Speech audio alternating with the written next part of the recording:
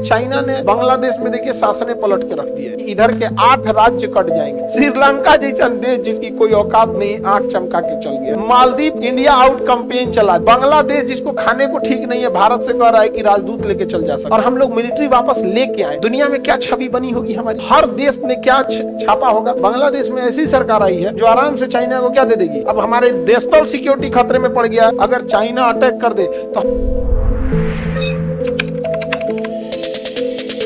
अब आप गौर करिएगा, यहाँ पर अगर चाइना चला है, यहाँ पर इस एरिया में, और यहाँ से इस एरिया में चाइना चला है, तो आप गौर कीजिए भारत यहाँ पर एकदम पतला है, महज 22 किलोमीटर। कितना किलोमीटर? 22 किलोमीटर। 22 किलोमीटर जहाँ कटा कि इधर के 8 राज्य कट जाएंगे, कनेक्टिविटी खत्म हो जाएगा। जरा ध्यान से देखो तो मुर्गी का गर्दन है, एकदम मुर्गी मर जाएगी, इसीलिए इसे मुर्गी का गर्दन कहा जाता है। चिकन नेक, चिकन नेक, समझ में आ गया कि नहीं आएगा? चिकन नेक, मुर्गी का गर्दन, मुर्गी का गर्दन। कितना चौड़ाई है? 22 किलोमीटर। अब ये कहाँ पे है? सिलीगुड़ी के पास, इसलिए इसे सिलीगुड़ी कॉरिडोर कहते हैं, या फिर चिकन नेक्स कहते हैं। क्या कहेंगे? चिकन नेक कहेंगे। समझ में आ गया कि नहीं आ गया? अब हम लोग के लिए ये बड़ी आफत का चीज है। एक ही शर्त है, यहाँ से अगर चाइना अटैक कर दे तो हमें भाया बांग्लादेश के रास्ते जाना पड़ेगा, पूर्वोत्तर राज्य में। इसलिए चाइना ने बांग्लादेश में देखिए शासन पलट के रख दिया। यहाँ पर अमेरिका और चाइना मिलकर पलट दिया शासन। अभी वो भारत को आंख दिखा रहा है, और हमारे मीडिया में भारत को विश्व गुरु दिखाया जा रहा है। श्रीलंका जैसा देश जिसकी कोई औकात नहीं, आंख चमका के चल गया।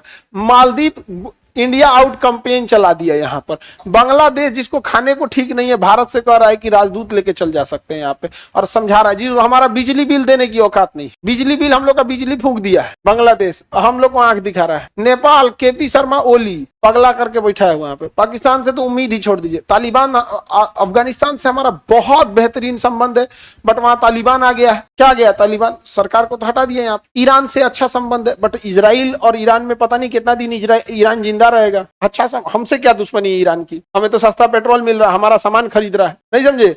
इजराइल में क्या है ना कि हम अपना ज्यादा सामान उसके बेच नहीं पाएंगे, वो ऑलरेडी हाईली क्या है, एडवांस है सब। वो सब हम क्या बेच पाएंगे वहां से? क्या लेंगे? हथियार लेंगे। वो हथियार में हम कब तक किसी से खरीदेंगे? अपनी टेक्नोलॉजी बनानी पड़ेगी।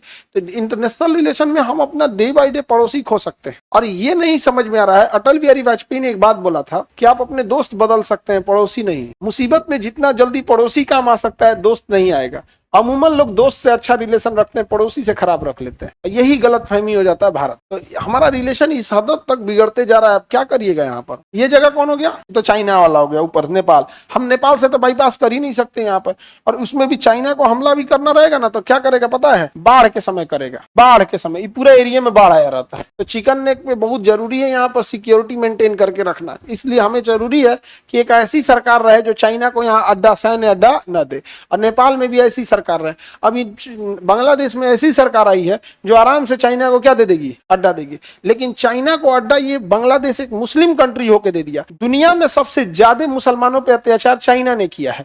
वहां मुस्लिम दाढ़ी नहीं रख सकते। मस्जिद का कंपलसरी हिस्सा होता है मीनार, वो तोड़वा देता है। मीनार नहीं। रमजान में जबरदस्ती आप नहीं कर सकते खाना खाने के, आपको खाइए यहाँ ठीक से। वो फिक्स करता है कुरान के 30 पारा में से कौन सा हिस्सा पढ़ने देगा, कौन सा नहीं पढ़ने देगा। जबकि ये मुसलमानों से कहते सबसे बवाल हो जाएगा, आप कुरान में एक कॉमा फुल स्टॉप नहीं चेंज कर सकते। लेकिन सारी बात नैरेटिव की है। वो कहता है कि ये चीज बाहर मीडिया में लीक नहीं होनी चाहिए। और भारत में हिंदू और मुसलमान ये जो बड़े बड़े मुद्दे दिखाए जाए, ऐसा कोई मुद्दा भारत में नहीं है, अगर चुनाव नहीं हो तब। लेकिन मीडिया इस तरह से परोस रही है कि ऐसा लग रहा है जैसे भारत अब रहने लायक नहीं बचा है। इसका नैरेटिव का गलत असर बाहर में पड़ रहा है। अब अपने ऑब्वियस सी बात सोचिए, एक ऐसा देश है जहां सिखों के साथ अत्याचार हो, बौद्ध के साथ अत्याचार हो, हिंदू के साथ अत्याचार हो, तो भारत के लोगों की नैरेटिव उस देश के प्रति कैसी बनेगी? निगेटिव बनेगी। अब आप उस देश में जाके कंफर्म करके देखने नहीं जाएंगे, लेकिन एक मीडिया के माध्यम से नैरेटिव तो सेट हो जाएगा दिमाग में। तो भारत की छवि को ये मीडिया वाले बर्बाद कर दिए हैं सब। हमारा दुनिया का सबसे बड़ा लोकतंत्र हम हैं, और हमारे यहाँ चुनाव पे, आयोग पे, ईवीएम पे उंगली उठती है। इस ईवीएम पे उंगली उठने का कारण ये मीडिया वाले हैं। चुनाव खत्म होगा उससे पहले दिखाएंगे, सर्वे दिखाएंगे। हमारे हिसाब से देखिए फलानिया न्यूज के सर्वे में ये पार्टी जीत रही है। अच्छा, उसके बाद चुनाव खत्म हो जाएगा, कोई वोट डाल के आएगा, एग्जिट करेगा गेट से, तो एग्जिट पोल, आपने किसको वोट दिया, आपके हिसाब से कौन जीत रहा, एक नैरेटिव सेट कर दिया। फिर ओपिनियन पोल बताएगा आपके हिसाब से, फिर अपना सर्वे दिखाएगा। अब उसने दिखा दिया कि पार्टी बी जीत रही है। अब जब लोगों के दिमाग में बैठ गया कि पार्टी बी जीत रही है, 10 दिन से एक ही चीज चिल्लाते, ईवीएम जब खुला रिजल्ट आया तो ए पार्टी ने जीत गई, बी पार्टी हार गई। अब बताओ किसको सवाल नहीं उठेगा। लेकिन कोई इस चीज पे ध्यान दे रहा है? देश का कहां लेके जाएगा सभी, सब कुछ ठीक नहीं है। जिसकी औकात नहीं थी भारत को ऊपर मतलब देखने की, वो हमसे आंख उठा के मतलब बात कर रहा है, शेख हसीना को वापस कीजिए, ये हाल हो गया। आगे बढ़े तो ये सब चीजें आप देखो, हमारे यहाँ देश में कभी कोई समस्या है? अभी दिवाली आएगी, सब मिलजुल के एक दूसरे से मिठाइयां खाएंगे, सबका घर रोशन होगा। बिहार में आओ, छठ में कोई दिन मतलब छठ में इतना बेहतरीन, जैसे अब तो बिहार के ही है, जो ऑनलाइन वाले बच्चे जो बिहार के नहीं है, मतलब अगर छठ देखना है ना बिहार, तुम्हें लगेगा नहीं कि इन लोग में इतना प्रेम भी हो सकता है। यहाँ पर छठ घाट पे सब मिलजुल के काम करे। मीडिया ने हमारा छवि इतना खराब कर दिया, इतना खराब कर दिया, जिसको मन वो मालदीव जिसके राष्ट्रपति के पास अपना जहाज नहीं है, भारत आने के लिए भारत ने जहाज भेजा था, उसके राष्ट्रपति को भारत आने के लिए जहाज कौन भेजा था? भारत। वो अपनी जहाज से नहीं आ पाया।